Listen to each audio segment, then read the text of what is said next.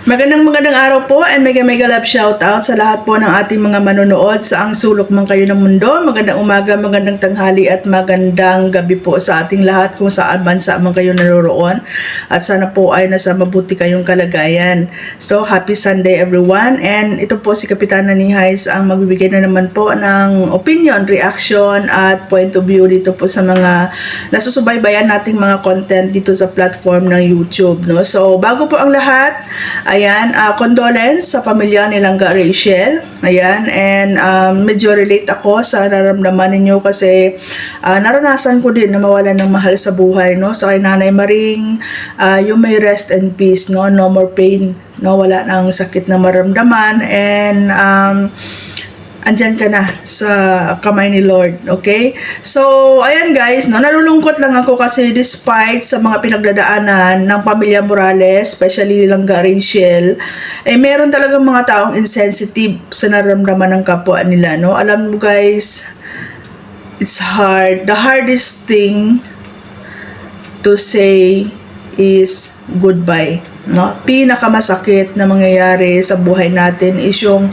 mamamaalam yung isang mahal natin sa buhay, which is yan po ang pinakaayaw ng kahit sino man na maranasan at maramdaman sa buhay nila. Pero wala tayong magagawa guys kasi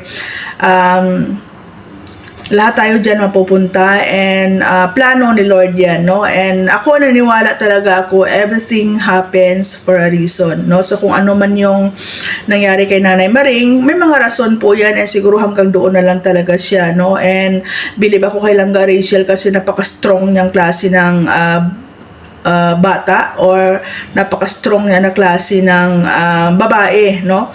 Kasi ang dami niyang pinagdaanan sa buhay guys, hindi biro yung mga experiences, no?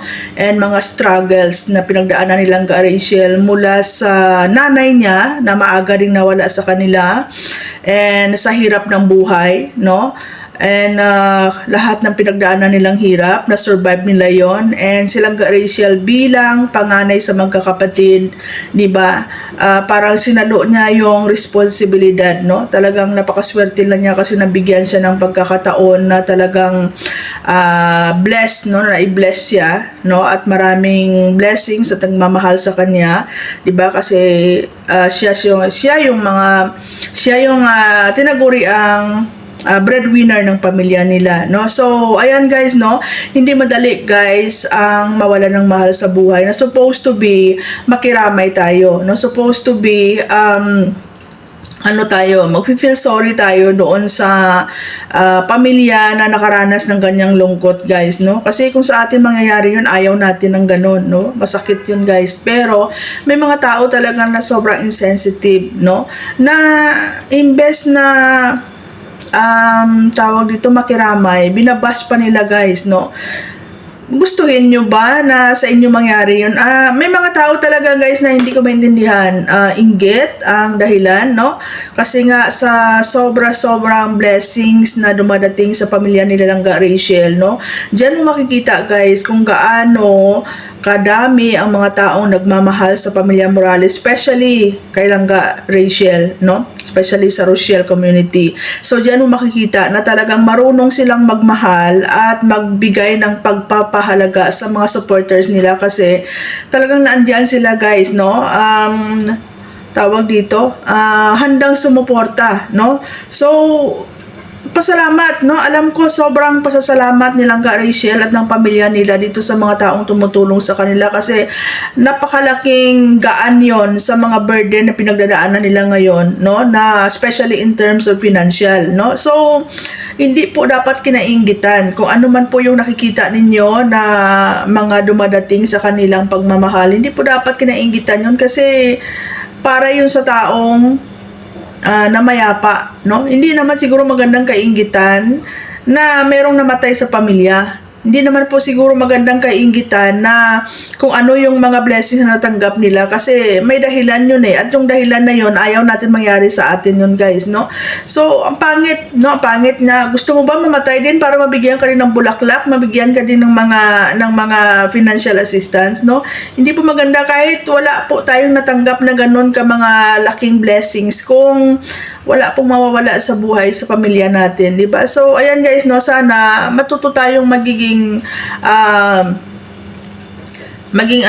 matuto tayong maging sensitibo sa mga nararamdaman ng kapwa natin, 'di ba? Kasi sabi ko nga guys, hindi biro mawalan ng minamahal sa buhay, no? At saka traumatic ang dating noon pala kay Rangga Rachel na namatayan ka na ng nanay, tapos yung lola mo na tumatay yung nanay mo at nag-alaga sa inyo at nagpalaki sa inyo ay mawawala din sa buhay nyo, no? So kung mahina-hina ka lang guys, hindi mo kayanin yon, no? Hindi mo kayanin. Pero sabi ko nga, bilib ako kay Rangga Rachel kasi napaka-strong niya pagdating sa mga ganitong klaseng problema guys, no? So doon sa mga tao na tumutulong, especially sa Rochelle community, 'di ba? Maraming salamat po kasi talagang hindi niyo pinabayaan si Rangga Rachel, no? At saka sana marami pang blessings ang darating sa inyo at marami pa kayong mga matutulungan. And yun lang, no? Prayers po yung ibigay natin, hindi yung inggit, hindi yung insecurities, no? Kasi sa panahon ngayon, hindi kailangan nilang Rachel ng bashers, hindi niya kailangan ng mga bad comments ninyo. Ang kailangan po nilang Rachel ngayon is yung prayers ninyo guys, no? Kasi yun yung makapagbibigay sa kanya ng lakas para harapin kung ano man po yung mga pinagdadaanan nila ngayon, no? So ang pangit tingnan na may ganyan na nangyari, tapos ibabas ka pa, tapos parang pinupuna pa nila kung ano yung mga natatanggap at mga binibigay ng mga supporters at ng mga nagmamahal kay Rangga Rachel para doon sa nanay Maring niya, 'di ba? So alam nyo guys, no? Hindi naman natin kailangan mainggit, 'di ba? Pwede naman nating pwede tayong maging 'di ba? Tawag dito, mag-strive sa buhay para maabot din natin yung mga bagay-bagay na kinainggitan natin guys, no? Sabi ko nga, ang inggit, hindi masama na magkaroon ng inggit sa katawan kasi lahat naman tayo may inggit sa katawan, pero depende kung paano mong gamitin, no? Pwede mong gamitin ang inggit para maging inspirasyon at i-motivate yung sarili mo na maabot mo din kung ano yung mga kinainggitan mo sa ibang tao, 'di ba? Pero kung gagamitin mo ang inggit sa kasamaan para i-down yung kapwa mo, 'di ba? Para sirain yung kapwa mo kasi hindi mo maabot yung kung anong meron sila. Yun po yung masama at kakainin ka ng sistema hanggang sa ikaw mismo, sarili mo masisira, 'di ba guys? No? So, ayan guys, no? Sana sa mga bagay-bagay na nangyari sa palibot natin ay may mga learnings po tayong matututunan na may apply natin sa sarili natin guys, no? So, mainggit ka na sa ibang bagay pero pag meron pong nawala na minamahal natin sa buhay, hindi po yung kinainggitan. At natural lang yan na maraming mga blessings sa darating, marami ang tutulong kasi nakita naman natin guys kung gaano kamahal ng mga supporters, especially ng Rochelle community si Rangga Rachel, no? So expected na natin yan na marami talagang tutulong dyan, marami talagang magbibigay ng pagmamahal yan guys kasi nakikita din natin kung paano nila mahalin at pagpapalagahan yung kanilang mga supporters guys, no? Sobrang napaka-appreciative at sobrang napaka-grateful ni Rangga Rachel sa mga blessings na dumadating sa buhay niya kasi alam niya kung saan siya nanggaling, 'di ba? So lahat ng taong nagmamahal sa kanya ibinibigyan niya ng pagpapahalaga yun guys, no? So ayan lang, no? Sana wag ganon guys, no? Wag ganon na kaiingitan natin yung mga bagay-bagay na intended doon sa mga taong nawawala sa buhay natin.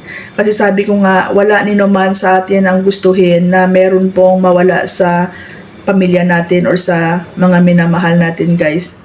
Yan po ang pinaka-saddest thing na mangyayari sa buhay natin, which is wala ni naman ang gugustuhin, no? So once again, no, condolence po sa pamilya Morales, kay Rangga Rachel and kay Nanay Maring, you may rest in peace. Maraming salamat po, and once again maraming salamat po sa Rochelle community at sa lahat po na nagmamahal kay Rangga Rachel.